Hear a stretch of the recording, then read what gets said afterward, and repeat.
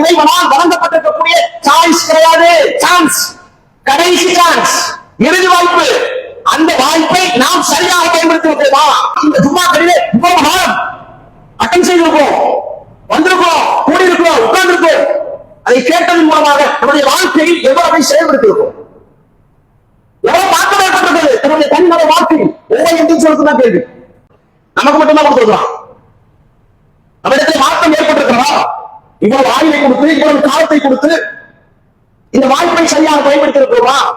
2026 ஆயிடுச்சு, 2025 ஒரு வருஷம், 52 ஜும்மா. எத்தனை ஜும்மாவுக்கு வந்தோம், எத்தனை ஜும்மாவை தூங்கணும், எத்தனை ஜும்மாவை எவ்வளவு செய்திகளை கேட்டோம், எவ்வளவு செயல்படுத்தணும்? 1825 கத்து தொழுக, 5 நேரம் தொழுகணும். 1825 ஒரு வருஷம், 2025 ஒரு வட்டையும் கூட இல்லாம தொழுது சொல்ல முடியுமா? 1825 325 நாள்ல ஒரு நேரம் பதில கூட விட்டு இல்ல சொல்ல முடியுமா? அப்ப நம்ம இடத்துல என்ன மாற்றம்? அல்லாஹ் நம்ம இடத்துல மாற்றம் ஏற்பட வேண்டும் என்பதற்கு தான் இவ்வளவு கட்டமைப்புகள். இந்த சும்மா என்கின்ற ஒவ்வொரு வாரமும் ஏற்படுத்தி வைத்திருக்கக்கூடிய மிகப்பெரிய ஒரு பொக்கிஷம். இதையெல்லாம் நாம் பயன்படுத்துறோமா?